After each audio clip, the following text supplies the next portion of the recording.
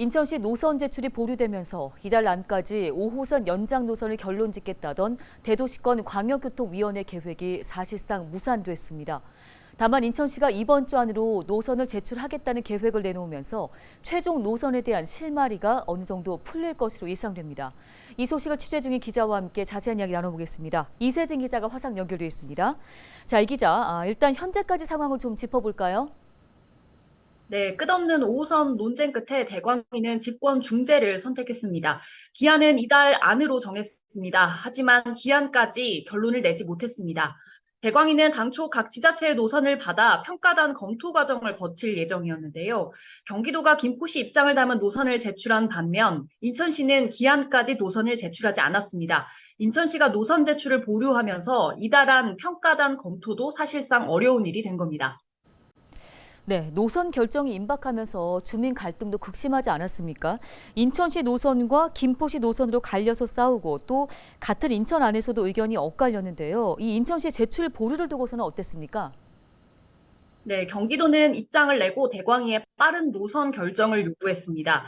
교통 여건을 고려하면 하루라도 빨리 노선을 정해야 하고 또 공사를 시작해야 한다는 겁니다. 김포 지역 국회의원들은 대광위원장을 만나 같은 목소리를 냈습니다.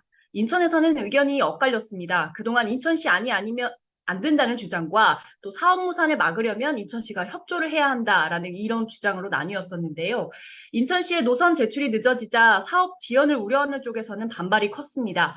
검단 주민 일부는 인천시가 서둘러 노선을 제출해야 한다며 시청 인근에서 항의 시위까지 이어왔는데요. 어떤 이유 때문인지 직접 의견을 들어보시죠. GTX가 예타 중인데 5호선 이대로 진행이 안 되면은 상황급 때문에 5호선 더 이상 들어올 수 없다고 보거든요.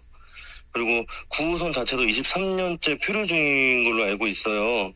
인천시의 행정력에 저희 의구심을 좀 가지고 있고 그거에 대한 결단을 내리길 희망을 하기 때문에 예, 이런 상황에서 지금 인천시가 노선을 제출하겠다 이렇게 입장을 바꾼 거죠? 네, 31일 오후 담당 부서에 확인을 한 결과 인천시는 이번 주 안으로 노선을 제출하겠다고 밝혔습니다. 그동안 인천시가 노선 제출 보류에 대한 입장을 따로 밝히지는 않았기 때문에 돌연 입장을 바꿨다고는 볼 수는 없지만 지난한 내부 검토가 있었던 걸로 판단이 됩니다. 인천시가 노선 제출을 미루면서 그동안 지역사회 안에서는 상당히 많은 이야기들이 오갔습니다. 인천시의 정무적 판단이다부터 더 경제성 높은 노선을 검토하고 있다까지 여러 말들이 오가면서 주민들 사이 갈등도 커졌던 게 사실입니다. 다만 이번 주 안으로 인천시가 노선을 제출하게 되면 사업 지연에 대한 우려는 어느 정도 해소될 걸로 보입니다. 양측의 노선이 모두 평가대에 오르면 평가단 구성과 평가 역시 가능해지기 때문인데요. 대광위의 최종 결정이 남아있고 그에 따른 지자체와 주민 반응도 미지수지만 다음 달에는 이 기나긴 5호선 논쟁도 어느 정도 가닥을 잡을 수 있지 않을까 싶습니다. 네, 이 소식 추가되는 내용 계속 전해주시기 바랍니다. 지금까지 이세진 기자였습니다.